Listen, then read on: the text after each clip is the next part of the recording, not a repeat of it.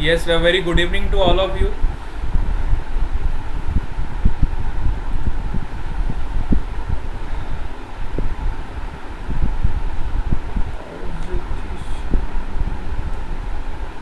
देखते हैं कौन कौन आया अभी.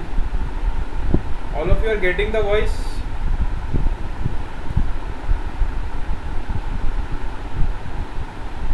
Okay.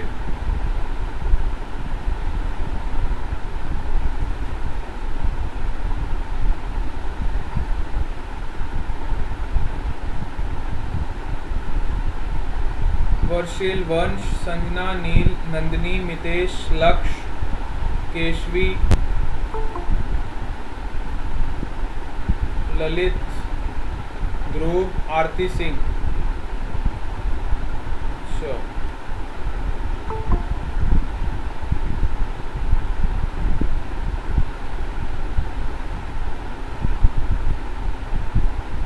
Ruth is also present. Yes.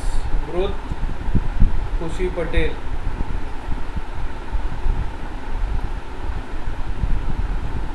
चलो क्लास स्टार्ट करते हम. और कोई आना बाकी है क्या? आज क्यों कम बच्चे आए? कहाँ गए सब? ब्रज,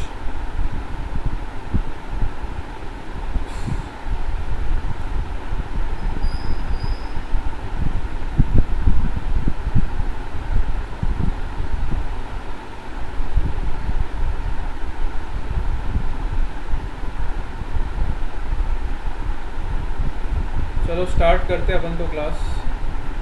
अटेंडेंस बीच में एक और ले लूँगा आप लोगों की.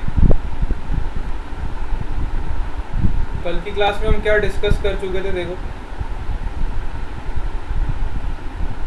कल हम डाइपोल की बात कर रहे थे. डाइपोल में हम क्या डिस्कस कर चुके थे? देखो, फॉर अ शॉर्ट डाइपोल, अगर आपका डाइपोल बहुत ही शॉर्ट है तो शॉर्ट डाइपोल के लिए ये कंडीशंस होती थी कि आपका पोटेंशियल जो होता था इक्वेटोरियल पॉइंट पे वो क्या हो जाता था? Zero. Potential at axial point is equal to Kp upon r square. Electric field at equatorial point is Kp upon are cube and electric field at axial point is 2 Kp upon are cube.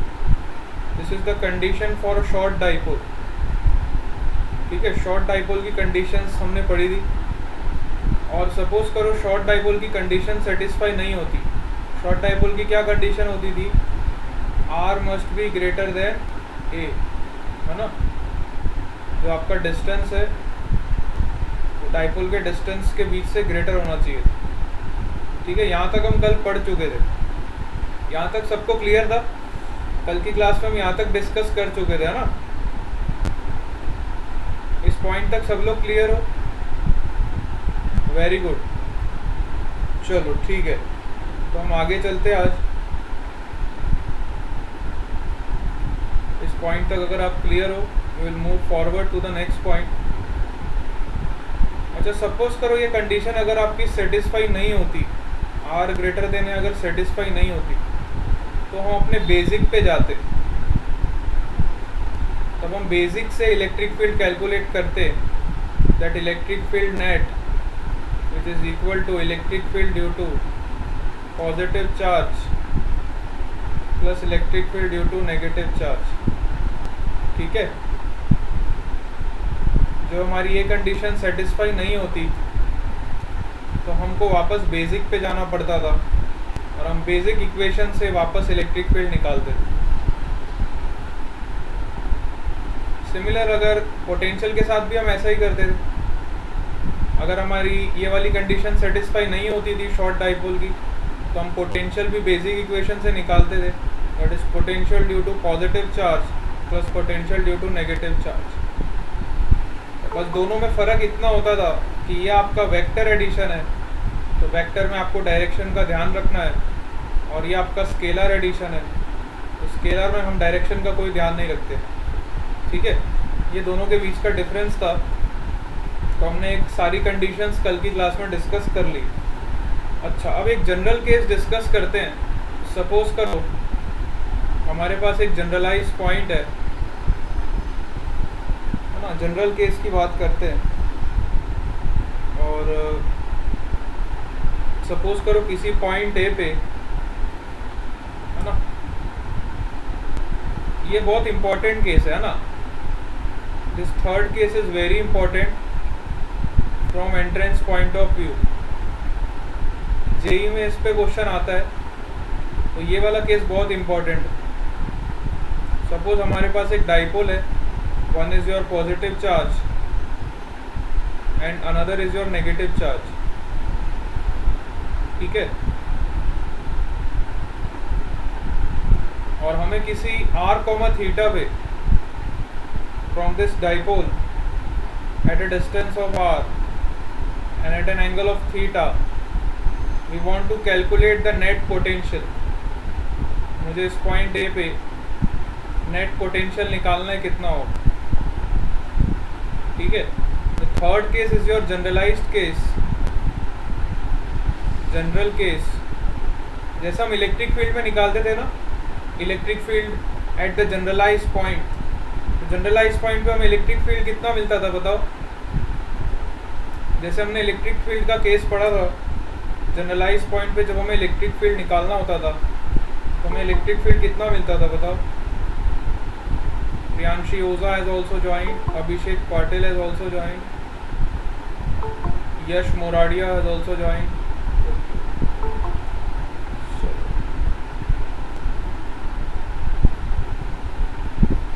ठीक है, चलो अब सब लोग connect हो गए। एक बार फिर से आपको बता देते,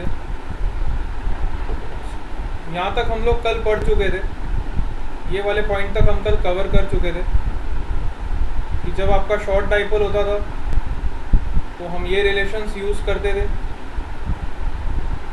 और जब आपका शॉर्ट डाइपोल नहीं होता तब हम क्या करते हैं, जनरलाइज्ड इक्वेशन को फॉलो करते हैं, ठीक है, और उससे हमारा क्वेश्चन सॉल्व हो जाता है। अब हम थर्ड केस की बात कर रहे हैं। सपोज करो एक पॉइंट है ए, और इस ए पॉइंट पे हमें नेट पोटेंशियल निकालना है ड्यू टू दिस डाइपोल, ठीक है। इस डाइपोल की वजह से किसी ए पॉइंट पे अगर मुझे पोटेंशियल कैलकुलेट करना है तो पोटेंशियल कितना होगा, है ना, what is the value of potential at this general point A. अब जैसे हम इलेक्ट्रिक फील्ड निकालते थे, है ना, इलेक्ट्रिक फील्ड का भी केस मैंने आपको बताया था, किसी जनरल पॉइंट पे जब हमें इलेक्ट्रिक फील्ड निकालना होता था तो हम इलेक्ट्रिक फील्ड भी ऐसे ही निकालते थे। पहले हम डाइपोल वेक्टर लेते थे और उसके दो कंपोनेंट करते थे। तो dipole vector is always from negative to positive, dipole vector is always from negative to positive. अब इसके दो कंपोनेंट हो जाएंगे, one is along this line, axial line, and one is perpendicular to this line, है ना। ये angle theta, तो ये वाला एंगल भी आपका थीटा, ध्यान से देखोगे ये एंगल भी आपका थीटा, ठीक है। इसको मैं थोड़ा इधर लिख देता हूँ ताकि आपको एंगल देखने में कोई दिक्कत ना हो, ठीक है। ये एंगल आपका थीटा हो, this is your plus Q charge, ठीक है। तो इस पी वेक्टर के देखो दो कंपोनेंट्स हो जाएंगे वापस, one is your P cos theta which is along this line,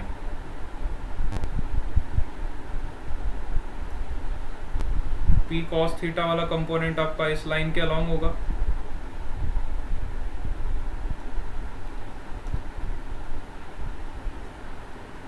ठीक है। ये आपका पी कॉस थीटा हो गया,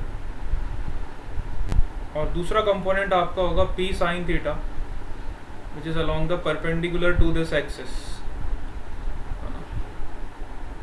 P sine theta will be और परपेंडिकुलर टू दिस एक्सिस, है ना। हाँ, बहुत बढ़िया।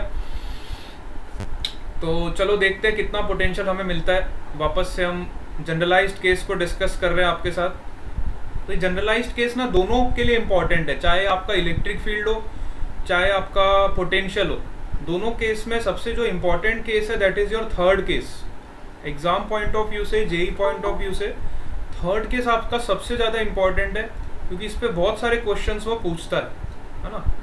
ज़्यादा से ज़्यादा क्वेश्चंस आपके थर्ड केस पे आते हैं। अगर आप प्रीवियस ईयर के पेपर्स भी उठा के देखो तो ये वाला केस काफ़ी ज़्यादा डिस्कस करते हो, इसलिए हम इस पर ज़्यादा फोकस कर रहे हैं। तो सपोज करो ये आपने दो कंपोनेंट्स कर लिए, one is your p cos theta and another is your p sin theta, ठीक है। तो मैंने p वेक्टर के दो कंपोनेंट्स कर लिए, बस अब आपका काम हो गया, आपको इतना ही आना चाहिए। जिसको कंपोनेंट्स करने आ गए प्रॉपरली, तो अब तो हमें पता ही है खेल। अगर हमारा डाइपोल शॉर्ट है, अगर हमारा डाइपोल शॉर्ट है, इसका मतलब r is very greater than a। If this condition is satisfied, then I can say that ये मेरा एक्सियल एक्सिस हो गया और ये मेरा इक्वेटोरियल एक्सिस हो गया, ठीक है। तो एक्सियल एक्सिस पे देखो, तो एक्सियल एक्सिस पे आपका पोटेंशियल कितना हो जाएगा? एक्सियल एक्सिस पे आपका पोटेंशियल हो जाएगा VA axial, which is equal to KP cos theta K into P। तो P का कौन सा कंपोनेंट है? एक्सियल लाइन के अलॉन्ग। P का cos थीटा वाला कंपोनेंट है एक्सियल लाइन के अलॉन्ग, अपॉन r स्क्वायर, है ना। एक्सियल लाइन के अलॉन्ग पोटेंशियल क्या होता था? KP upon r square. तो मैंने वही लिख दिया। P का कौन सा कंपोनेंट है एक्सियल लाइन के अलॉन्ग? KP cos theta. अच्छा, उसको एडमिट करो, वो कौन है? होना चाहता। कौन है बेटा? कुश। कुछ अभी तक एडमिट नहीं हुआ है। उसको बोलो एडमिट का वो तो भेजे, रिक्वेस्ट ही नहीं आया उसका बेटा। रिक्वेस्ट आता तो मैं एडमिट करता ना उसको। उसका रिक्वेस्ट आ रहा है क्या? यस, हाँ, पुश का रिक्वेस्ट आ रहा है क्या? एक बार उसको बोलो फिर से रिक्वेस्ट भेजे।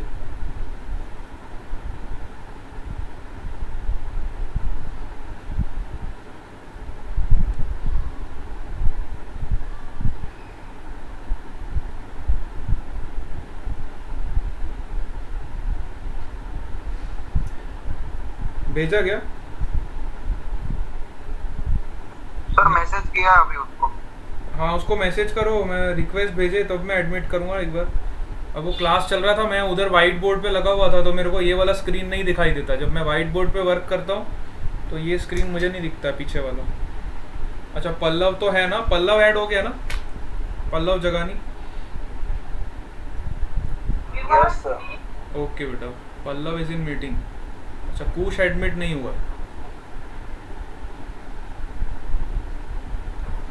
कुश को, हाँ, कुश ने रिक्वेस्ट भी नहीं भेजा। उसको बोलो जल्दी भेजे, फिर हम वाइट बोर्ड पे जाएंगे तो फिर एडमिट होना फिर वो रह जाएगा फिर से। तो टाइम पे आया करो बेटा, 4:25 हो गए देखो, है ना। देखो अब हमारे पास काफ़ी टाइम है, तो हम टॉपिक्स को बहुत अच्छे से डिटेल में पढ़ सकते हैं ना। आपके मॉर्निंग क्लास भी है, इवनिंग क्लास भी है, तो हमारे पास मोर देन इनफ टाइम है। अब आप लोग ये मत सोचो कि सर हमारा सिलेबस का क्या होगा। आप लोग तो बस मन लगा के पढ़ते रहो, सुबह शाम अच्छे से पढ़ो, घर पे प्रैक्टिस करो, आपका बहुत अच्छा होगा, ठीक है। इतना अगर आप फॉलो करोगे ना तो कोई दिक्कत नहीं आएगी, आपका फिजिक्स बहुत बढ़िया हो जाएगा। वैसे ही आपके एग्ज़ाम्स एक्सटेंड हो चुके हैं और काफ़ी टाइम मिलेगा आपको, कोई दिक्कत नहीं है। 6 महीने में आप मतलब खूब सारा अचीव कर सकते हो। इतना टाइम है आपके पास, आप यू कैन अचीव माइलस्टोन्स, मैं इतना बोल सकता हूँ। जो पढ़ना चाहते हैं ना वो 6 महीने में बहुत कुछ अचीव कर सकते हैं, ठीक है। अगर वो सीरियसली, थोड़ा सा सीरियसली, मतलब क्लासेस अटेंड करें रेगुलरली और होमवर्क को फॉलो करते रहें, बस। इससे ज़्यादा आपको कुछ नहीं करना, है ना, इतना ही आपको करना। चलो, ये सब एडमिट हो गया बेटा, खुश। चलो क्लास स्टार्ट करते हैं हम। हाँ सर। हाँ, कहाँ पे थे हम? यहाँ पे थे। हाँ, एक बार आपको फिर बताता हूँ। सपोज करो हमने एक पॉइंट कंसिडर किया ए, और हमें इस ए पॉइंट पे क्या निकालना है? पोटेंशियल निकालना है, ठीक है। ए पॉइंट आपका आर डिस्टेंस पे है from the centre of the dipole और एट एन एंगल थीटा, और इस एंगल पे हमें फाइंड करना है कि कितना पोटेंशियल होगा, नेट पोटेंशियल इस ए पॉइंट पे कितना होगा, है ना। तो हमने क्या किया, डाइपोल मोमेंट का वेक्टर हमें पता है, dipole moment vector is always from negative to positive. तो पहले हमने डाइपोल मोमेंट वेक्टर को शो किया, उसके बाद हमने डाइपोल मोमेंट वेक्टर के दो कंपोनेंट किए, one is along this axial line and another is perpendicular to the axial line, ठीक है। तो एक्शियल लाइन के अलोंग क्या कंपोनेंट होगा इसका, पी कॉस थीटा, और इसके परपेंडिकुलर कंपोनेंट क्या होगा, पी साइन थीटा, है ना। तो पहले हमने एक्शियल डाइपोल मोमेंट की वजह से कितना पोटेंशियल प्रोड्यूस होगा ए पॉइंट पे वो कैलकुलेट किया। तो हमें पता है किसी भी एक्शियल पॉइंट पे पोटेंशियल निकालने का जनरलाइज इक्वेशन क्या होता है, के पी अपॉन आर स्क्वायर। लेकिन वहाँ पे पी क्या होता है, हमेशा ये चीज़ हमेशा याद रखो कि P is that component of the dipole which is along the axial line, है ना, विच is along the axial line. तो अलोंग द एक्शियल लाइन आपका डाइपोल मोमेंट वेक्टर का कौन सा कंपोनेंट आएगा, that is P cos theta, ठीक है। तो मैंने यहाँ पे पी कॉस थीटा को सब्सटीट्यूट कर दिया, तो मुझे एक्शियल पॉइंट पे उसका पोटेंशियल मिल गया। अच्छा, अब इक्वेटोरियल पॉइंट के लिए क्या करूँगा, इक्वेटोरियल पॉइंट के लिए पोटेंशियल कितना होता था बताओ, कल ही मैंने आपको बताया इक्वेटोरियल पॉइंट पे पोटेंशियल कितना होता है। किसी भी डाइपोल की वजह से अगर हमें इक्वेटोरियल पॉइंट पे पोटेंशियल निकालना है तो कितना होता था, जीरो होता है। वेरी गुड, देखो ललित ने भी बताया, हर्षिल ने भी बताया, मितेश ने भी बताया, बिल्कुल सही जवाब। तो इक्वेटोरियल पॉइंट पे जो आपका पोटेंशियल होता है डाइपोल की वजह से उसका वैल्यू होता है जीरो, ठीक है। तो हमारा नेट डाइपोल नेट पोटेंशियल कितना हो जाएगा, नेट पोटेंशियल आप इन दोनों को ऐड करोगे तो भी आपको यही मिलेगा। दोनों पोटेंशियल्स को आप ऐड करोगे तो आपको नेट पोटेंशियल इतना ही मिलेगा, which is k p cos theta, k p cos theta upon r square, k p cos theta upon r square, this is your net potential, है ना। तो नेट पोटेंशियल भी अपना इतना ही होगा। अगर मैं बहुत ध्यान से इसको देखूं, इस टर्म को अगर मैं बहुत ध्यान से देखूं तो मुझे इतना पता चल रहा है कि मैं पी कॉस थीटा को क्या लिख सकता हूँ, है ना। मैं इसको क्या करूँगा, आर से मल्टीप्लाई करूँगा और आर से डिवाइड करूँगा। मैंने क्या किया, इस टर्म को आर से मल्टीप्लाई किया और आर से डिवाइड किया। तो जैसे ही मैंने ये किया तो मुझे एक नया इक्वेशन का फॉर्म मिला। यहाँ से आप देखोगे के P R cos theta upon are cube. अब ऐसा मैंने इसलिए किया क्योंकि देखो पी आर कॉस थीटा को मैं क्या लिख सकता हूँ, आई can write this P R cos theta which is equal to dot product of two vectors p vector and r vector, ठीक है। क्योंकि मुझे इसको इस फॉर्म में कन्वर्ट करना था इसलिए मैंने इसको r से मल्टीप्लाई किया और r से डिवाइड किया, ठीक है। अब मैं इसको ऐसे लिख सकता हूँ p dot r which is equal to P R cos theta. तो यहाँ से देखो आपको एक इक्वेशन का नया फॉर्म मिलेगा which is k into P dot r, P vector dot R vector upon are cube. This is your equation of potential. अच्छा, ये इक्वेशन पे एक बार क्वेश्चन आ गया था एंट्रेंस में और उन्होंने क्वेश्चन इस तरह से पूछा था। अभी हम एग्जाम्पल एक करेंगे इस पे तो आपको पता चलेगा कि इस पे किस तरह के एग्जाम्पल आ सकते हैं, है ना। ये वाले इक्वेशन पे क्वेश्चन आया था तो ये वाला इक्वेशन बहुत इंपॉर्टेंट है। This result is also very important. एक एग्जाम्पल इस पे करते तो आपको आइडिया लगेगा किस तरह के क्वेश्चन आते हैं, ठीक है। अब कौन आ गया, एंजल गामित, इतना लेट। हाँ, फिर से बताऊं क्या ये, हाँ चलो फिर से बताता हूँ। पल्लव जगाने बोल रहा है सर, एक बार वापस रिपीट करो। चलो वापस बताता हूँ मैं, कोई टेंशन नहीं, अपने को बता दो। आप जितनी बार बोलोगे उतनी बार बताऊंगा, 10 बार भी बताऊंगा। चलो स्टार्ट करते हैं अपन। फिर से एक बार सुनो कहानी, एक बार फिर से बताता हूँ फटाफट, है ना। आ जाओ सब, कई बच्चों का ध्यान शायद ऊपर नीचे हो गया होगा। आ जाओ, हमने अभी तक क्या डिस्कस किया एक बार देखो, फिर से कहानी सुनो। सबसे पहले हमने क्या पढ़ा था यहाँ पे, शॉर्ट डाइपोल के बारे में हम सबने कल पढ़ा था, है ना। शॉर्ट डाइपोल के लिए कंडीशन क्या होती है, आपका जो आर होता है वो बहुत ज़्यादा होना चाहिए ए के कंपैरिजन में, तो हम बोलते हैं कि वो आपका शॉर्ट डाइपोल है। तो शॉर्ट डाइपोल के लिए हमने इलेक्ट्रिक फील्ड निकाला था। इलेक्ट्रिक फील्ड हमें कितना मिलता था, एक पॉइंट पे, इक्वेटोरियल पॉइंट पे kp/r3, है ना। इलेक्ट्रिक फील्ड हमें एक्शियल पॉइंट पे कितना मिलता था, 2kp/r3। अच्छा, पोटेंशियल हमने कल निकाला था इक्वेटोरियल पॉइंट पे, तो हमें क्या मिला था, 0 मिला था। और एक्शियल पॉइंट पे जब हमने पोटेंशियल निकाला था तो हमें कितना मिला था, kp/r²। ये तो कल का डिस्कशन था जो हम कर चुके थे, है ना। इसके बाद हम इस पॉइंट पे आए कि जब आपकी ये कंडीशन मान लो सेटिस्फाई नहीं होती है, मतलब r ग्रेटर देन है, ये वाला कंडीशन आपका सेटिस्फाई नहीं होता है, आपका डाइपोल शॉर्ट नहीं है। तो जब आपका डाइपोल शॉर्ट नहीं होगा तो हमारे पास ये बेसिक इक्वेशन रहेगा। तो बेसिक इक्वेशन को हम फॉलो करेंगे और इलेक्ट्रिक फील्ड और पोटेंशियल का कैलकुलेशन करेंगे। तो नेट पोटेंशियल निकालने के लिए हम क्या करेंगे, potential due to positive charge plus potential due to negative charge. Potential को आप ट्रीट करोगे एज अ स्केलर क्वांटिटी क्योंकि ये स्केलर है, और इलेक्ट्रिक फील्ड को आप ट्रीट करोगे वेक्टर क्वांटिटी क्योंकि ये वेक्टर है। तो जब भी इलेक्ट्रिक फील्ड को ऐड करते हैं तो हम वेक्टर के लॉस को फॉलो करते हैं, that is law of parallelogram of vector addition. और जब हम पोटेंशियल को ऐड करते हैं तो हम इसको स्केलर की तरह ट्रीट करते हैं, ठीक है।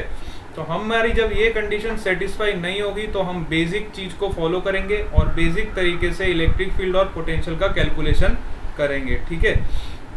अच्छा, इतना होने के बाद फिर हम आए थर्ड केस पे, और थर्ड केस हमने देखा, सपोज करो किसी r डिस्टेंस पे हमें एक पॉइंट दिया हुआ है ना, और हमें इस पॉइंट पे क्या निकालना है, हमें इस पॉइंट पे नेट पोटेंशियल निकालना है, ठीक है।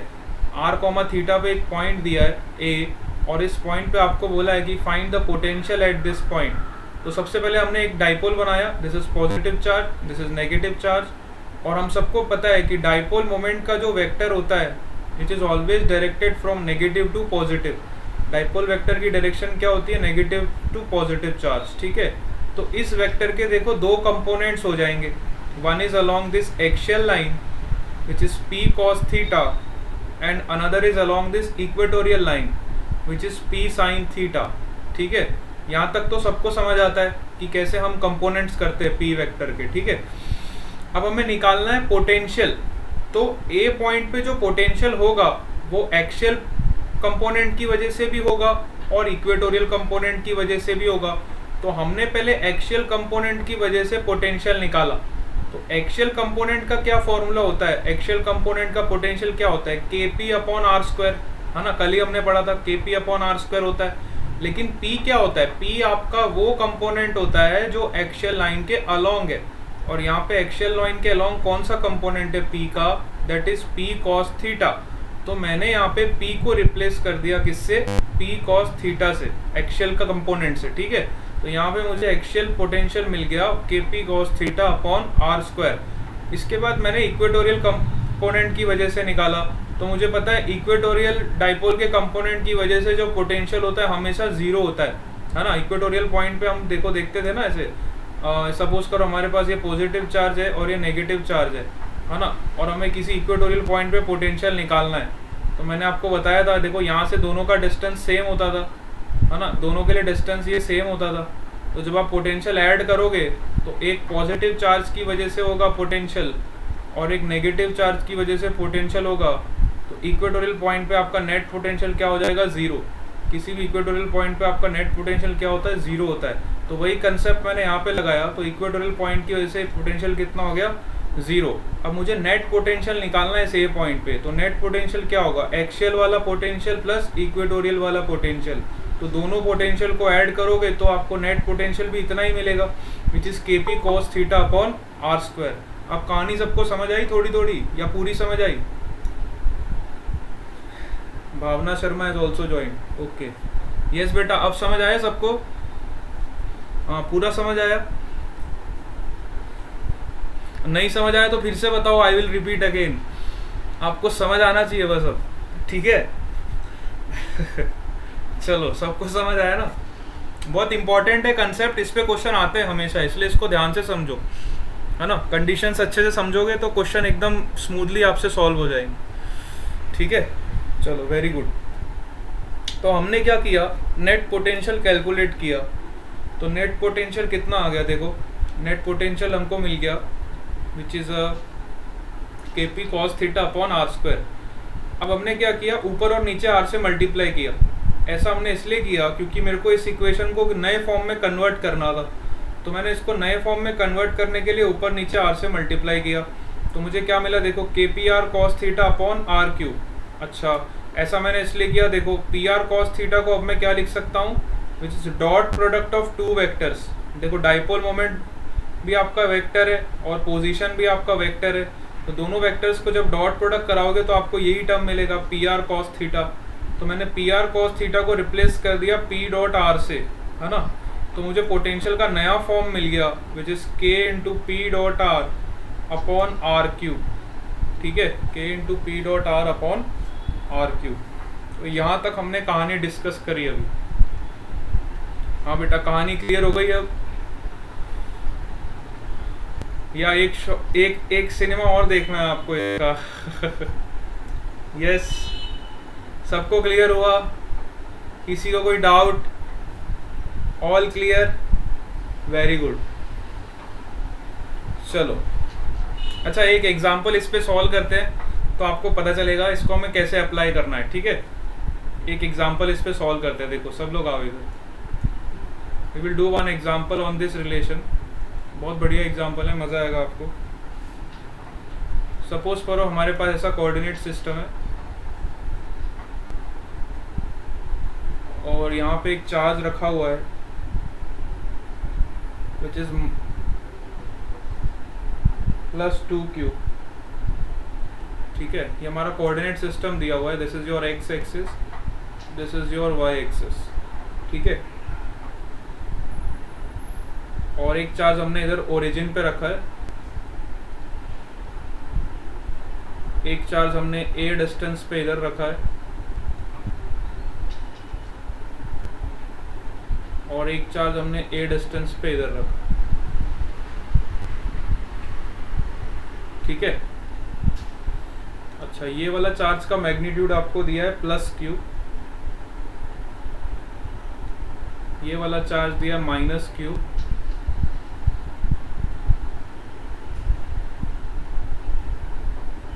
और सेंटर पे जो चार्ज आपको दिया है ओरिजिन का, अच्छा ये दोनों +q दिए हुए आपको, ये भी +q है, ये भी +q, और सेंटर पे आपको -2q चार्ज दिया। ठीक है, इस तरह का आपको अरेंजमेंट दिया हुआ। अब आपको बोला है कि find the potential at point ए। अच्छा, ए पॉइंट के कोऑर्डिनेट दिए हुए हैं। ए पॉइंट है आपका इधर 4,3 पे। What is the potential at this point A?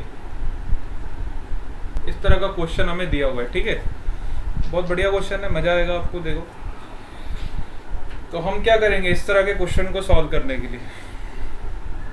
सबसे पहले आप देखो -2q को आप ब्रेक कर सकते हो -q और -q। ठीक है, ऐसा मैंने इसलिए किया क्योंकि यहाँ पे देखो दो डाइपोल्स बन जाएंगे, एक -q+q ये वाला और एक -q+q ये वाला। ठीक है, दो डाइपोल्स आपके फॉर्म हो रहे है ना, सबको पता चल रहा है ना? Yes, very good. चलो, आरती सिंह बोल रही है नो सिनेमा। अच्छा, सिनेमा क्लियर हो गया बेटा? हाँ, अब कोई सिनेमा का शो नहीं चल रहा हो। अब क्वेश्चंस है, चलो। यस, है ना, आ जाओ इधर। देखो तो ये हमारा -q+q एक डाइपोल बन गया और -q+q दूसरा डाइपोल बन गया। ठीक है, अब हमें पोटेंशियल निकालना है ए पॉइंट पे, है ना। तो सबसे पहले तो आप देखो कि इस डाइपोल मोमेंट को हम कैसे लिखेंगे। मैंने आपको बताया था dipole moment is always from negative to positive, मतलब इसका डाइपोल मोमेंट का वेक्टर होगा ऐसे और इसका डाइपोल मोमेंट का वेक्टर होगा ऐसे। दोनों के डाइपोल मोमेंट वेक्टर आपको पता चल जाएंगे डायरेक्शन में। ठीक है, एक होगा पॉजिटिव x की तरफ, दूसरा होगा पॉजिटिव y की तरफ। अच्छा, तो मैं डाइपोल को वेक्टर की तरह कैसे लिखूंगा? देखो, क्योंकि ये 2 डायमेंशन में, तो मैं ऐसे लिख सकता हूँ dipole moment vector is equal to charge into distance which is q into a positive X axis को मैं शो करूँगा आई कैप से प्लस चार्ज इनटू डिस्टेंस, और दूसरे वाले डाइपोल को कैसे शो करूँगा जे कैप से। एक डाइपोल आपका पॉजिटिव एक्स एक्सिस की तरफ है, दूसरा डाइपोल मोमेंट आपका पॉजिटिव वाई एक्सिस की तरफ। अच्छा, तो मुझे vector form of dipole moment मिल गया। This is your vector form of dipole moment. अब मुझे पोटेंशियल निकालना है, तो आर को मैं लिख सकता हूँ, देखो R vector is equal to 4 I cap plus 3 J cap. R vector को भी मैंने वेक्टर फॉर्म में लिख दिया। बस यहाँ पे हमारा आधे से ज़्यादा काम क्या, पूरा ही काम हो गया। अब हमें पता है किसी भी पॉइंट ए पे अगर हमें नेट पोटेंशियल निकालना है तो वो क्या होता है, K into P dot R upon are cube. तो बस you can use this equation. तो पी डॉट आर करके देखो कितना आएगा, इन दोनों वेक्टर्स का डॉट प्रोडक्ट कराओ। तो डॉट प्रोडक्ट जब कराओगे तो ये कितना हो जाएगा, 4 times Q A plus 3 times Q A upon are cube. R कितना होगा, देखो आर का मैग्नीट्यूड कितना होगा, what is mod R, magnitude of R is equal to, magnitude यहाँ से आप निकाल दोगे, मैग्नीट्यूड कितना आएगा बताओ, what will be the magnitude. Chandan Prajapati is also join. हाँ, मैग्नीट्यूड आ जाएगा आपका 5। वेरी गुड, आरती सिंह ने बिल्कुल सही जवाब, मितेश सैनी, यश मोराडिया, केशवी राणा, बहुत ही बढ़िया, शानदार जवाब आप लोगों के आ रहे हैं। बस तो ये आपका क्वेश्चन यहाँ से सॉल्व हो गया। अब ये मैग्नीट्यूड ऑफ आर यहाँ पे मैं पुट करूँगा तो ये हो जाएगा आपका 5 का क्यूब। तो यहाँ से आपका पोटेंशियल मिल जाएगा which is equal to 7 times Q A upon 125। This will be your potential at point A. समझ आया सबको?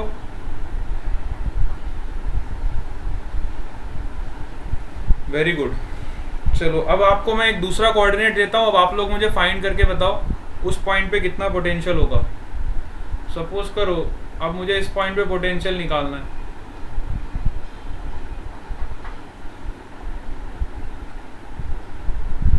यहाँ पे एक कोऑर्डिनेट है -4, 3, -4। सपोज करो यहाँ पे एक पॉइंट है बी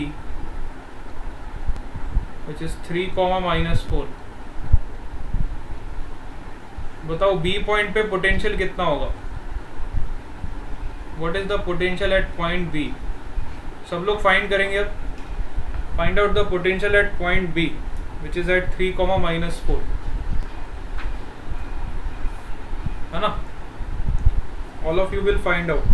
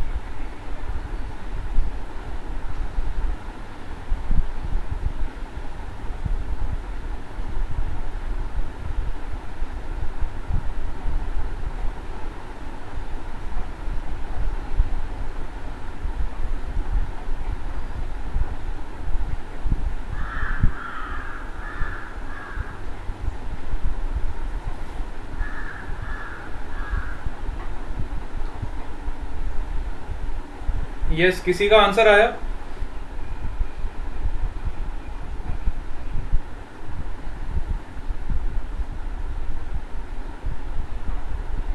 हाँ देखो, यश का आंसर आया कितना, -KQA/125 हो ना, -KQA/125। Very good. मितेश का भी आंसर आ गया, लक्ष्य का भी आ गया, नंदिनी का भी आ गया, बहुत बढ़िया। अभिषेक पाटिल, केशवी राणा, सबका आंसर बिल्कुल सही आया। Very good, all of you have done very well. तो बी पॉइंट पे मुझे पोटेंशियल पता चल गया, कितना आ गया, -KQA/125।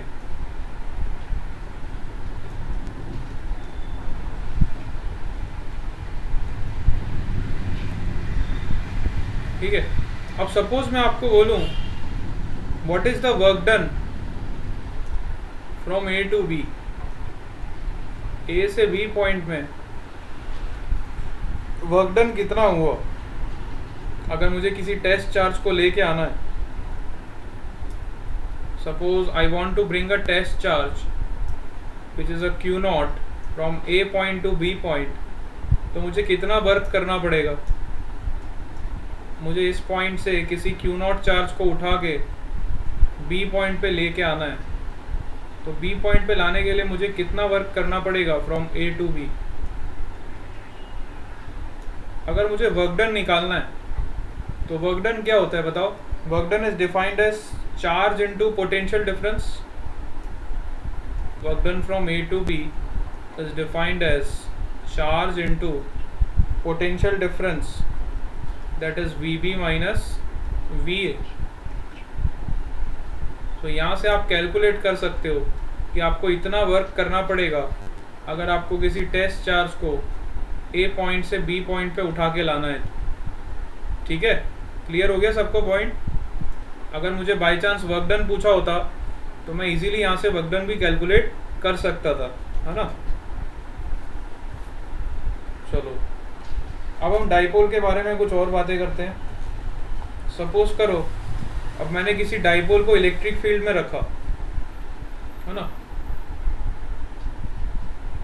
अब ये तो डाइपोल की जो मेन चर्चा थी वो मैंने आपके साथ कर दी, तो एक बार क्विकली रिव्यू करते क्या क्या पॉइंट्स आपको दिमाग में रखने हैं, है ना।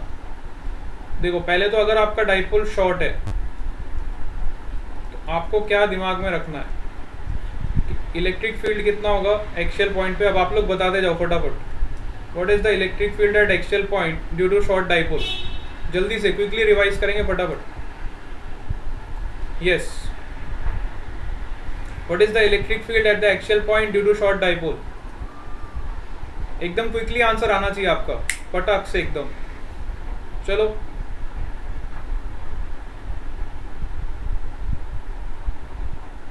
बोल ही नहीं रहा कोई, सब चुपचाप बैठ गए क्या?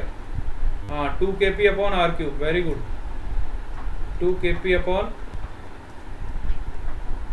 What is the electric field due to short dipole at equatorial point, which is Kp/r³? What is the potential at axial point due to short dipole, which is Kp/r²? And at equatorial point your potential will be 0. अच्छा, what is the general form of electric field? हाँ, generalize equation क्या मिलता था electric field का हमें?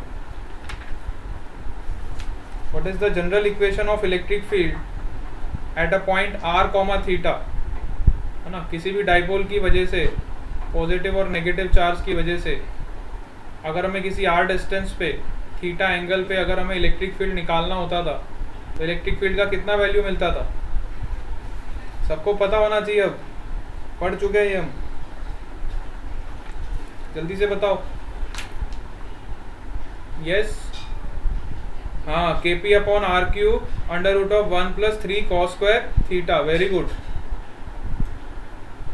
Electric field मिलता था हमको Kp/r³। क्विकली रिवाइज कर रहे हैं ताकि आपके दिमाग में ये सब चीज़ें आ जाए फिर से। Under root of 1 + 3 cos square theta.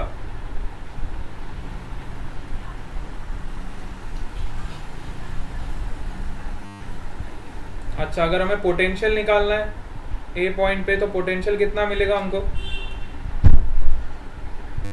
Suppose करो ए पॉइंट पे मुझे पोटेंशियल निकालना है, तो पोटेंशियल हमें नेट कितना मिलता था? KP upon KP cos theta upon R square, KP cos theta upon R square. Very good. और इसको आप इस फॉर्म में भी लिख सकते हो, वेक्टर फॉर्म में भी आपको पता होना चाहिए। इसको हम वेक्टर फॉर्म में ऐसे लिख सकते हैं, it is equal to K into P dot R upon R cube. ठीक है, तो ये हमें पोटेंशियल का इक्वेशन मिल जाता। तो यहाँ तक अभी हम डिस्कस कर चुके हैं ना, ये सारे पॉइंट्स हम अभी तक कवर कर चुके हैं। तो इस पॉइंट तक सबको क्लैरिटी है? इधर तक तो कोई डाउट है तो बताओ। यहाँ तक अगर कोई डाउट है तो बताओ। Okay, very good. अब हमने क्या किया, सपोज करो किसी डाइपोल को इलेक्ट्रिक फील्ड में रखा है ना, बहुत बढ़िया, शानदार, सबको क्लियर एकदम स्प्राइट की तरह। अब हमने क्या किया, देखो इधर आ जाओ। सपोज करो हमने एक डाइपोल लिया और उसको इलेक्ट्रिक फील्ड में रखा। This is your dipole, positive Q and this is your negative Q। ठीक है, और मैंने इसको यूनिफॉर्म इलेक्ट्रिक फील्ड में रखा which is parallel to this.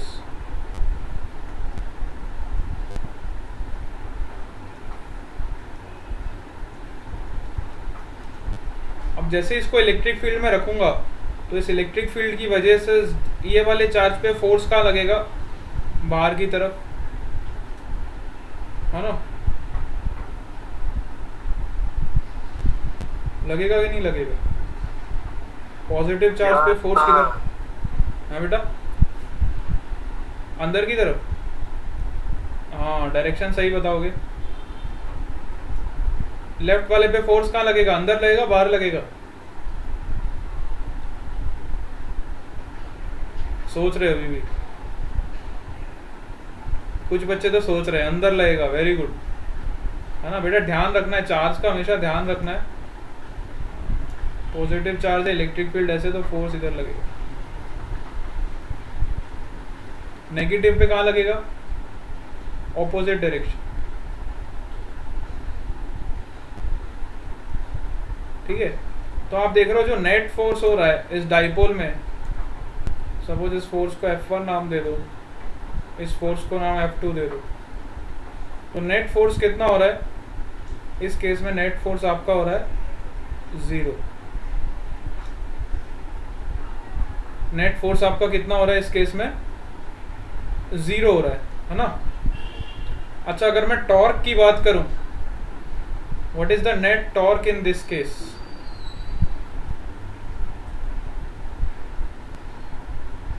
क्या कोई टॉर्क प्रोड्यूस होगा इन फोर्सेस की वजह से?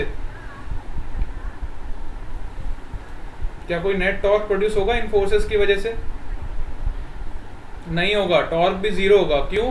क्योंकि फोर्स आपके लाई कर रहे हैं अलोंग दिस एक्सिस, है ना? फोर्सेस का लाइन ऑफ एक्शन एकदम सेम है, तो आपका नेट टॉर्क प्रोड्यूस होगा 0। तो ऐसी जब कंडीशन आपके पास आ जाए जहाँ पे आपका नेट फोर्स भी 0 हो जाए और नेट टॉर्क भी 0 हो जाए, इस कंडीशन को हम बोलते हैं स्टेबल इक्विलिब्रियम पोजीशन। इस कंडीशन को हम बोलते हैं स्टेबल इक्विलिब्रियम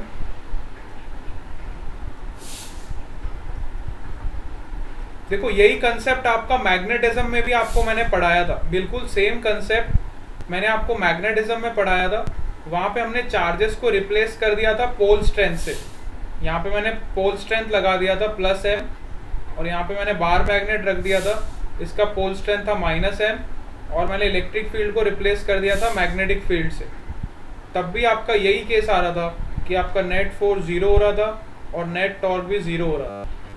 बिल्कुल सेम केस है। देखो, मैग्नेटिज्म में फिर से यही चीज रिपीट होती, मैग्नेटिज्म में सेम चीज रिपीट होती है। जब आप किसी बार मैग्नेट को लेते हो, उसकी पोल स्ट्रेंथ को शो करते हो, पॉजिटिव एम नेगेटिव एम, वहाँ पे भी सेम केस बनता है, और ये केस को हम बोलते हैं स्टेबल इक्विलिब्रियम, है ना। इस केस को हम क्या बोलते हैं? स्टेबल इक्विलिब्रियम कंडीशन, ठीक है। चलो अब सपोज करो मैंने क्या किया, इस डाइपोल को थोड़ा सा मैंने टिल्ट कर दिया, है ना। इस डाइपोल को मैंने थोड़ा सा टिल्ट कर दिया एट सम एंगल थीटा। अभी तो मैंने इसको पैरेलल रखा था एक्सिस के साथ। अब मैंने क्या किया, इस डाइपोल को थोड़ा सा ऐसे टिल्ट कर दिया। This is your positive Q and this is your negative Q, और अब मैंने इसको यूनिफॉर्म इलेक्ट्रिक फील्ड में प्लेस किया,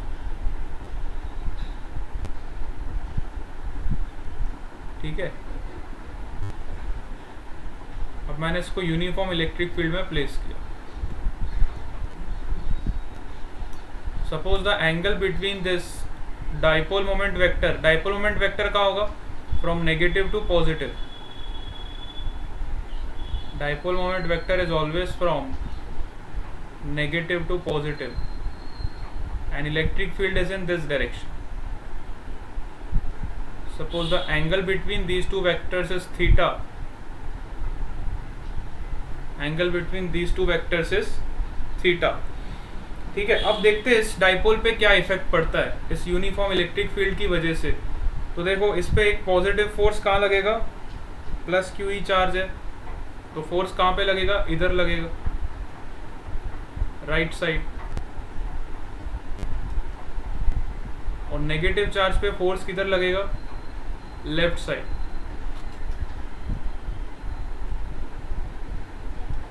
नेगेटिव चार्ज पे फोर्स लगेगा लेफ्ट साइड। तो अब अगर मैं नेट फोर्स की बात करूं, सपोज इस फोर्स को नाम दे दो F1, इसको नाम दे दो F2। अब अगेन अगर मैं नेट फोर्स की बात करूं तो नेट फोर्स आपका कितना होगा बताओ?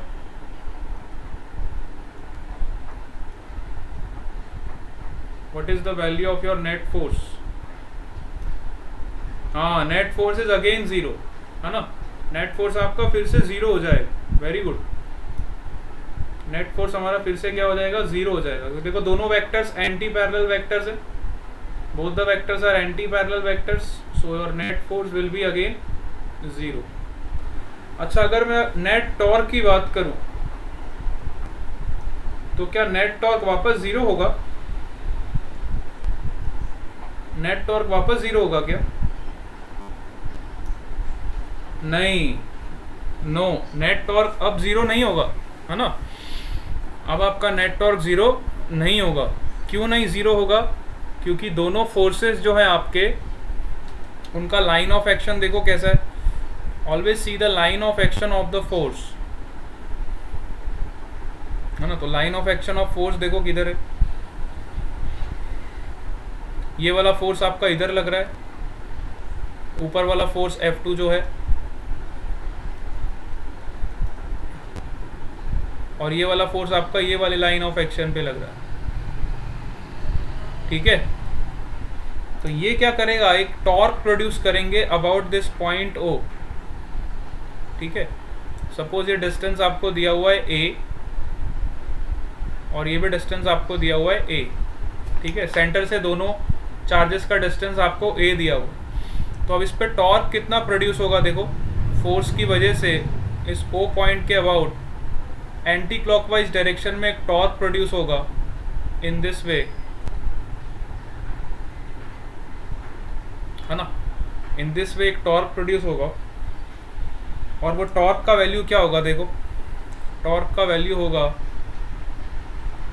Force into perpendicular distance. तो फोर्स के परपेंडिकुलर डिस्टेंस ये होगा, this is the perpendicular distance to the force, और इस डिस्टेंस की वैल्यू कितनी होगी, which is 2a sin theta.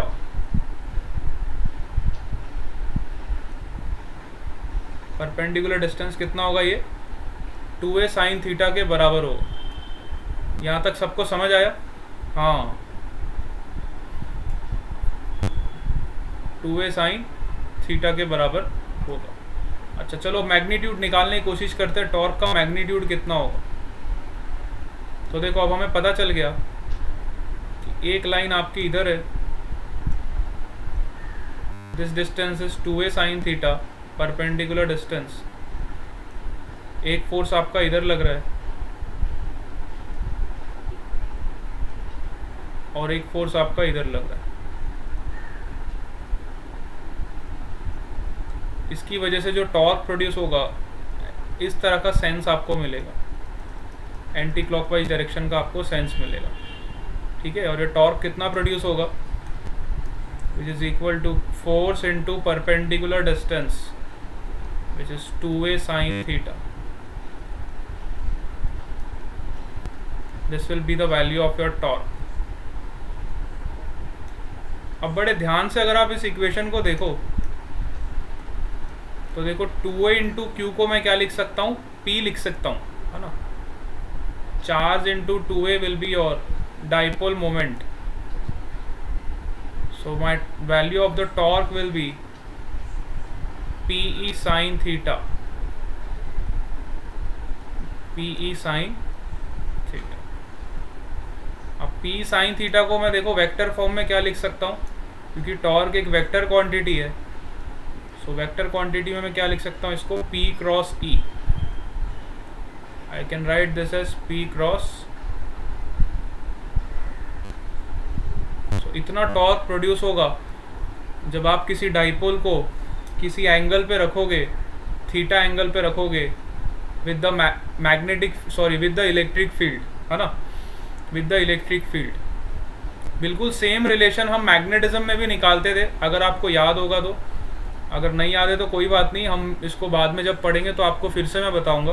बिल्कुल सेम कंसेप्ट हम मैग्नेटिज्म में भी फॉलो करते हैं। तो वहाँ पे आपका ये जो P sin थीटा वाला टर्म है वो रिप्लेस हो जाता है MB sin थीटा से, है ना। P sin थीटा वाला टर्म आपका ऐसे रिप्लेस हो जाता है। अभी के लिए आपको बता देता हूँ, नहीं तो कई बच्चे बोलेंगे सर आपने पढ़ाया नहीं, ऐसे ही बता दिया, है ना। जब हम मैग्नेटिज्म पढ़ेंगे तो हम इस P को किससे रिप्लेस कर देंगे, M से रिप्लेस कर देंगे, E को रिप्लेस कर देंगे B से, तो आपका MB sin थीटा हो जाएगा। और आप इसको M क्रॉस B भी लिख सकते हो, ठीक है। ये हम मैग्नेटिज्म में जो टॉर्क निकालते थे वो हम इस तरह से निकालते थे, ठीक है। मैंने आपको साइड में बता दिया है, जब मैं मैग्नेटिज्म पढ़ाऊँगा आपको तो मैं इसको अच्छे से वापस से बताऊँ, ठीक है। वैसे तो आप लोग समझदार हो तो समझ गए हो, ठीक है, इतना तो आप लोग समझते हो। चलो, तो ये कंसेप्ट हो गया आपका टॉर्क का, ना। फिर से मैं बताऊंगा बच्चों, ऐसा मत सोचना कि सर नहीं बताएंगे, स्किप कर जाएंगे, वापस आपको रिपीट करूंगा। अभी हम इलेक्ट्रिक फील्ड पढ़ रहे हैं तो हम इसको अभी ज़्यादा दिमाग में नहीं रखते, आप खाली इलेक्ट्रिक फील्ड को ध्यान में रखो, इसको भूल जाओ, डोंट बी कन्फ्यूज, ठीक है। कई बच्चे कन्फ्यूज ना हो जाए इसलिए मैं नहीं बता रहा हूँ, तो बोलेंगे सर ऐसा ऐसा करते हैं। तो P sin थीटा आपका हो गया, टॉर्क हो गया, ठीक है। अब देखो, जब आपका थीटा का वैल्यू 0 होगा, है ना, जब आपका थीटा का वैल्यू क्या होगा, 0 होगा। 0 होने का मतलब आपका जो डाइपोल है वो इलेक्ट्रिक फील्ड के अलोंग अलाइन हो जाएगा। डाइपोल जो है आपका, अगर थीटा आपका 0 हो गया तो आपका डाइपोल वेक्टर इलेक्ट्रिक फील्ड के अलोंग अलाइन हो जाएगा। अलोंग मतलब, अच्छा इसको मैं नेगेटिव कर देता हूँ, इसको मैं पॉजिटिव कर देता हूँ। This is your negative charge, this is your positive charge. तो डाइपोल मोमेंट वेक्टर किधर होगा, नेगेटिव टू पॉजिटिव। और सपोज करो इलेक्ट्रिक फील्ड भी मैंने इस डायरेक्शन में आपको दिया है, तो देखो दोनों वेक्टर्स के बीच में आपका एंगल कितना हो गया, this is your P vector and this is your E vector, दोनों के बीच का एंगल कितना हो गया, 0 हो गया। जब दोनों वेक्टर्स के बीच का एंगल 0 हो जाएगा तो आपका टॉर्क का वैल्यू 0 हो जाएगा। और जब आपका टॉर्क का वैल्यू 0 हो जाएगा और नेट फोर्स तो आपका वैसे ही 0 है, और नेट टॉर्क भी आपका जब 0 हो जाएगा, तो ये जो कंडीशन हो जाएगी, this condition is known as stable equilibrium. इसी कंडीशन को हम बोलते हैं स्टेबल इक्विलिब्रियम, है ना। स्टेबल इक्विलिब्रियम जब आपका नेट फोर्स भी 0 हो जाता है और नेट टॉर्क भी 0 हो जाता है। अच्छा सपोज करो थीटा का वैल्यू आपको 180 डिग्री दिया रहता, है ना। सपोज करो थीटा का वैल्यू आपको 180 डिग्री दिया रहता। 180 का मतलब आपका डाइपोल वेक्टर तो ये डायरेक्शन में है, फ्रॉम नेगेटिव टू पॉजिटिव, लेकिन मैंने इलेक्ट्रिक फील्ड इस डायरेक्शन में सप्लाई करी, इलेक्ट्रिक फील्ड वेक्टर मैंने इस डायरेक्शन में अप्लाई करा. Again you see that both the vectors are anti parallel vectors, so theta will be 180 degree. अब थीटा 180 जब आपका हो जाएगा तो भी आपका नेट टॉर्क कितना हो जाएगा, 0 हो जाएगा, और नेट फोर्स तो वैसे ही आपका 0 है. So this condition is also your stable equilibrium condition, है ना. यहाँ पे भी आपका नेट टॉर्क 0 ही हो जाएगा ना. सही बात है कि नहीं, है ना. स्टेबल कंडीशन हो जाएगी, चाहे आपका थीटा 0 डिग्री हो, चाहे आपका थीटा 180 डिग्री हो. This is your condition of your stable equilibrium. अच्छा, सपोज थीटा की वैल्यू 90 डिग्री हो जाती, तब क्या होता? What will happen if theta is equal to 90 degree?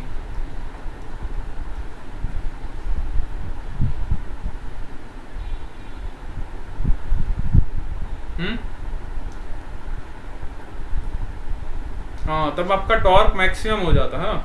तब आपका टॉर्क कितना प्रोड्यूस होता? जब थीटा का वैल्यू 90 होता, then your torque will be maximum, क्योंकि साइन थीटा का वैल्यू मैक्सिमम हो जाता. Very good. चलो अब हम एनर्जी भी निकाल लेते हैं. एक इसमें और टर्म आता है, that is your potential energy. क्योंकि इलेक्ट्रिक फील्ड है आपकी कंजर्वेटिव फील्ड है. मैंने आपको बताया था इलेक्ट्रिक फील्ड का नेचर कैसा होता है, conservative. Electric fields are conservative fields.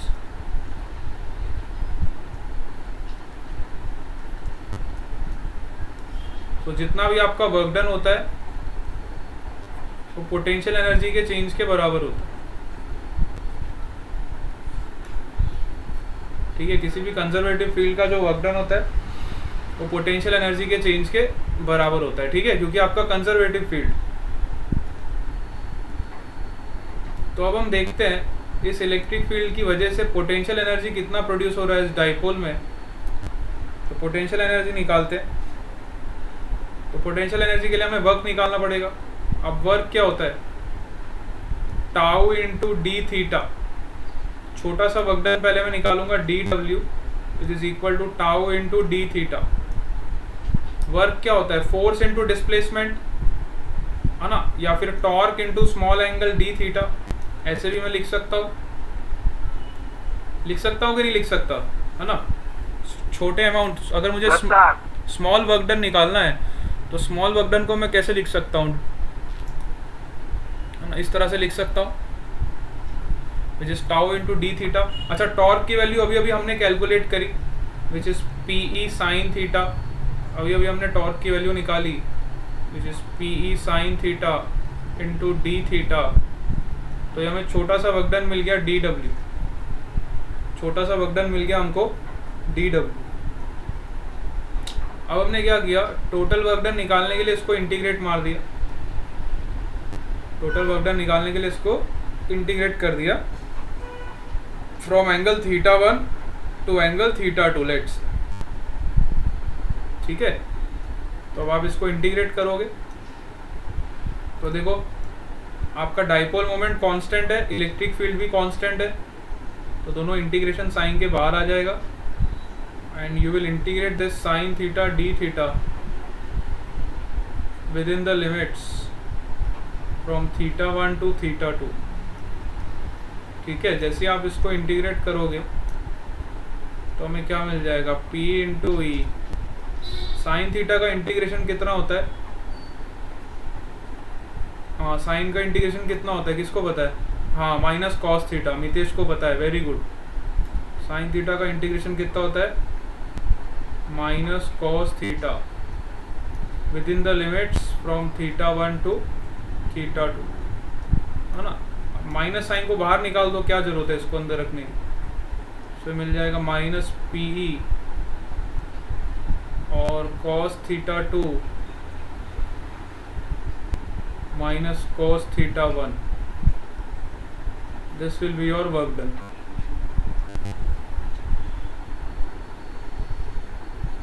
Minus P cos theta 2 minus cos theta 1. तो यहाँ से हमने वर्क डन का वैल्यू भी कैलकुलेट कर लिया. अच्छा, तो वर्क डन तो हमें मिल गया. अब सपोज करो आपका थीटा 1 का वैल्यू 90 डिग्री है ना। इनिशियली सपोज करो आपको थीटा 1 का वैल्यू कितना दिया हुआ है 90 डिग्री, और थीटा 2 का जो वैल्यू दिया है वो थीटा के बराबर दिया।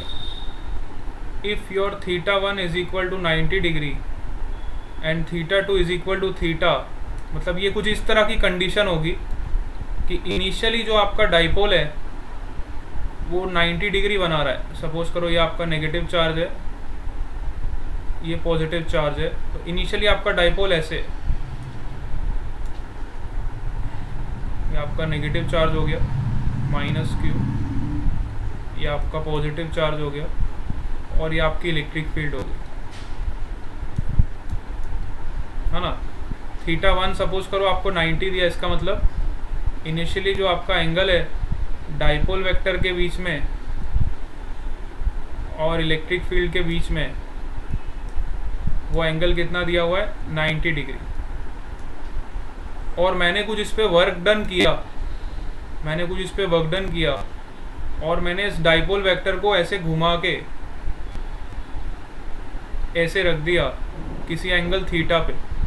सपोज करो मैंने इसको ऐसे घुमाया और किसी एंगल थीटा पे जाके इसको मैंने ऐसे रख दिया, इस डाइपोल वाले वेक्टर को मैंने किसी एंगल थीटा पे प्लेस कर दिया विद दिस इलेक्ट्रिक फील्ड, ठीक है। तो ये आपकी इनिशियल पोजीशन हो गई डाइपोल वेक्टर की, आपकी फाइनल पोजीशन, है ना।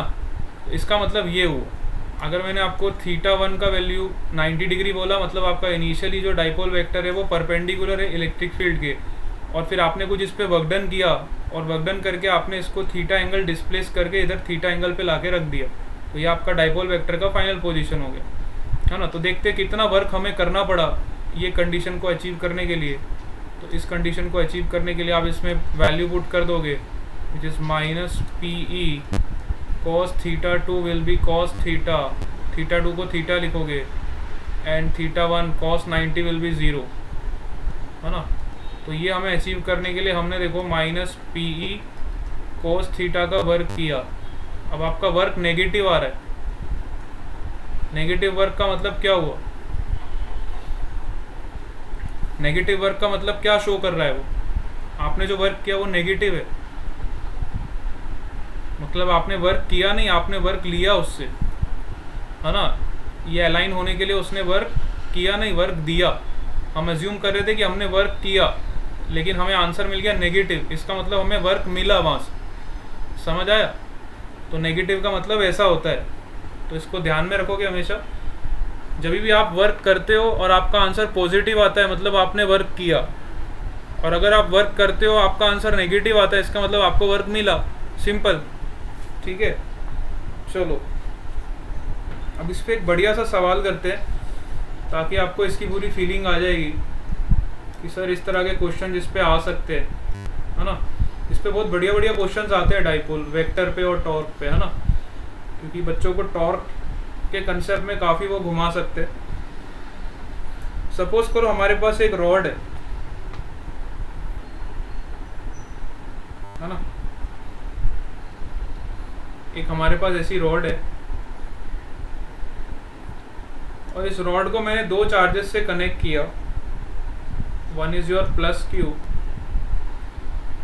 Another is your minus Q, ठीक है। This is your rod which is connected with the two charges plus q and minus q। इस रॉड का मास m है और इस रॉड का लेंथ l है, ठीक है, which is placed in a uniform electric field। इसको मैंने यूनिफॉर्म इलेक्ट्रिक फील्ड में प्लेस किया। तो जैसे ही मैं इस रॉड को यूनिफॉर्म इलेक्ट्रिक फील्ड में प्लेस करूंगा, तो इस पॉजिटिव चार्ज पे एक फोर्स इधर की तरफ लगेगा और नेगेटिव चार्ज पे फोर्स इधर की तरफ लगेगा, ठीक है। तो हमें अब फाइंड करना है, if the dipole is disturbed by small angle theta from the stable equilibrium, then prove that the motion will be almost SHM. अच्छा, जैसे ही हमने इस डाइपोल को थीटा एंगल पे डिस्प्लेस किया, सपोज करो विद इलेक्ट्रिक फील्ड, तो हमें शो करना है इसका जो मोशन होगा वो SHM करेगा। इसका जो मोशन होगा वो क्या करेगा, सिंपल हार्मोनिक मोशन करेगा। ये हमें प्रूव करना है that this motion will be a SHM, we have to prove that. बहुत ही बढ़िया क्वेश्चन है। थोड़ा 11th का कंसेप्ट यहाँ पे आपको लगाना पड़ेगा।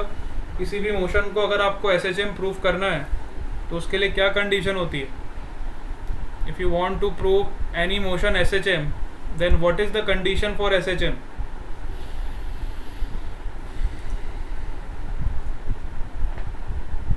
यस,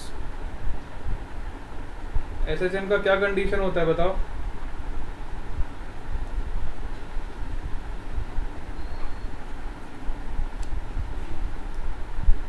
हाँ, F is equal to minus KX। ये तो हम तब प्रूफ करते थे जब हमारा फोर्स लगता था, है ना। मितेश ने आंसर तो दिया है, लेकिन ये हम तब यूज करते थे F equal to minus KX जब हमारा लीनियर मोशन होता था। अब यहाँ पे हमारा एंगुलर मोशन है, तो हमारा फोर्स किससे रिप्लेस हो जाएगा, टॉर्क से। ठीक है, tau is equal to minus K into theta. ये आपका इक्वेशन हो जाएगा फॉर एंगुलर SHM। ये तो लीनियर SHM के लिए होता था, और ये इक्वेशन हमारा एंगुलर SHM के लिए। ठीक है, तो कहाँ पे लीनियर मोशन हो रहा है, कहाँ पे एंगुलर मोशन हो रहा है, ये आपको क्वेश्चन देख के पता चलेगा, है ना।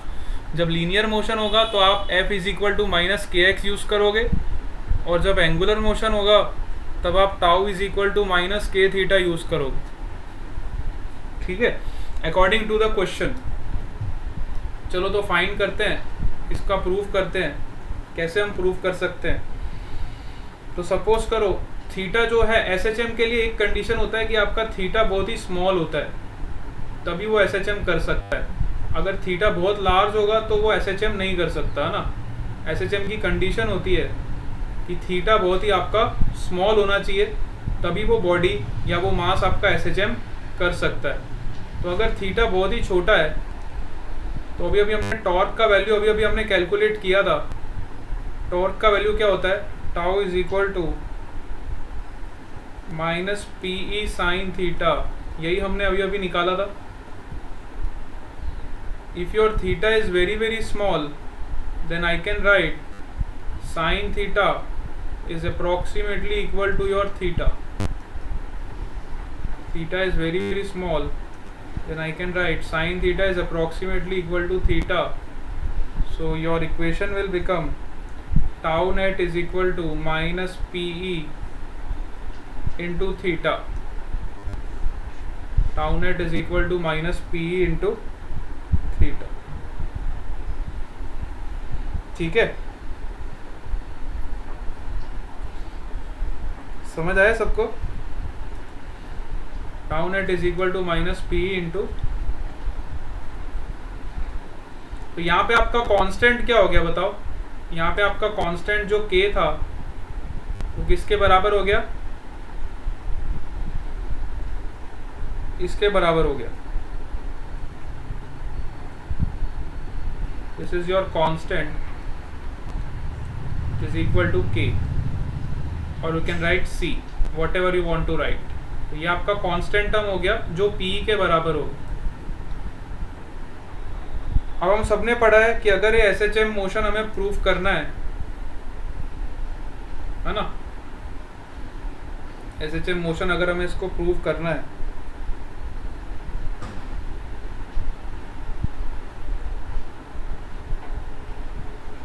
तो SHM प्रूफ करने के लिए हमने ये तो प्रूफ कर ही दिया कि SHM मोशन होगा, है ना, क्योंकि इक्वेशन हमें किस फॉर्म में मिल गया, tau is equal to minus K into theta के फॉर्म में मिल गया। यहाँ से ये प्रूव हो गया कि ये जो इक्वेशन है ये इक्वेशन है SHM का। यहाँ पे आपका SHM ये प्रूव हो गया, 2 लाइन में ही प्रूव हो गया, क्योंकि अगर आपका थीटा बहुत ही स्मॉल है तो आपका टॉर्क किसके बराबर होगा, माइनस P थीटा के बराबर होगा। और कोई भी इक्वेशन आपको इस फॉर्मेट में मिलता है तो हम कह सकते हैं कि वो जो मोशन होगा SHM का ही मोशन होगा। ठीक है, यहाँ पे आपने प्रूफ कर दिया कि ये मोशन होगा SHM का। ठीक है, आपने प्रूफ कर दिया यहाँ पे। अब हमें सपोज करो टाइम पीरियड निकालना है कि इसका टाइम पीरियड कितना होगा। SHM तो आपने प्रूफ कर दिया है ना। Now you have to find the time period of this SHM। एक बार SHM प्रूव हो गया तो हम टाइम पीरियड निकाल सकते हैं। तो टाइम पीरियड क्या होगा बताओ? 2 pi under root of I/C। याद करो, जब भी आपका ऐसा टॉर्शनल इफेक्ट प्रोड्यूस होता था तो आपका टाइम पीरियड क्या होता था? 2 पाई अंडर रूट I/C। ऐसा कुछ याद है कि आप लोग सब भूल चुके हो? मुझे बताओ।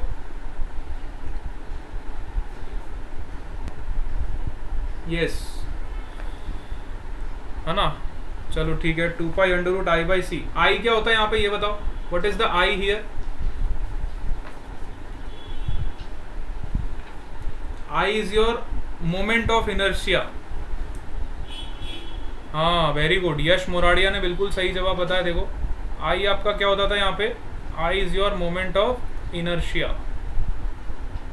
और मोमेंट ऑफ इनर्शिया हम कैसे निकालते? देखो, हमको ये रॉड दिया हुआ है जिसका मास m है, तो इसका मोमेंट ऑफ इनर्शिया क्या होगा?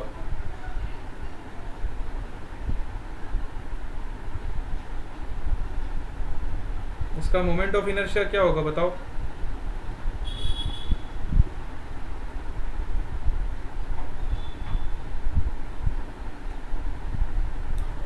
मोमेंट ऑफ इनर्शिया किस पॉइंट के अबाउट निकालोगे आप? पहले तो ये बताओ, किस पॉइंट के अबाउट हमें मोमेंट ऑफ इनर्शिया निकालना पड़ेगा?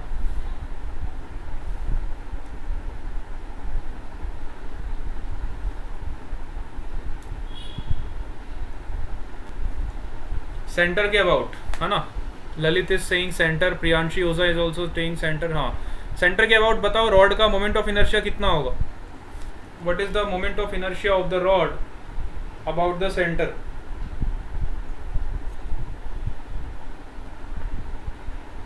ml²/12, है ना। बिल्कुल सही जवाब बोल रहे हो। अगर हमारे पास ऐसी कोई रॉड होती है और उसका सेंटर के अबाउट मोमेंट ऑफ इनर्शिया हमें निकालना होता है तो होता है ml²/12। और अगर हमें एंड्स के अबाउट निकालना होता है तो होता है ml²/3। ठीक है, सेंटर के अबाउट मोमेंट ऑफ इनर्शिया आपका कितना होता है? ml²/12। लेकिन यहाँ पे हमें खाली रॉड का ही नहीं निकालना है, क्योंकि रॉड के अलावा आपके ये बॉडीज का भी मास दिया हुआ है, ये चार्जेस का भी आपको मास दिया हुआ है, तो आपको उसका भी मोमेंट ऑफ इनर्शिया निकालना पड़ेगा। ठीक है, रॉड का तो आपने निकाल दिया ml²/12, ये चार्जेस का भी आपको मोमेंट ऑफ इनर्शिया दिया हुआ है। सपोज करो ये जो आपको चार्जेस दिए हुए हैं विच इज +q और -q, इसका भी मास आपको m दिया हुआ है और इसका भी मास आपको m दिया हुआ है। इन दोनों के मासेस भी आपको m दिए हुए हैं। ठीक है, तो इनका भी मोमेंट ऑफ इनर्शिया आपको सेंटर के अबाउट निकालना पड़ेगा। तो सेंटर के अबाउट जो आपका नेट मोमेंट ऑफ इनर्शिया होगा which is equal to ml²/12 plus m into L/2 का होल स्क्वायर, दोनों मासेस की वजह से हम निकालेंगे, है ना। वो मासेस की वजह से भी निकालेंगे जो उसके एंड में हमने चार्जेस रखे, उनका भी तो मास है, तो उनके मासेस की वजह से उसका मोमेंट ऑफ इनर्शिया कितना होगा? m इंटू L/2 का square mr² plus mr²।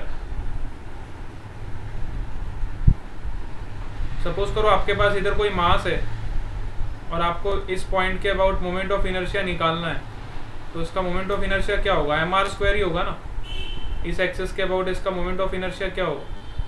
mr²।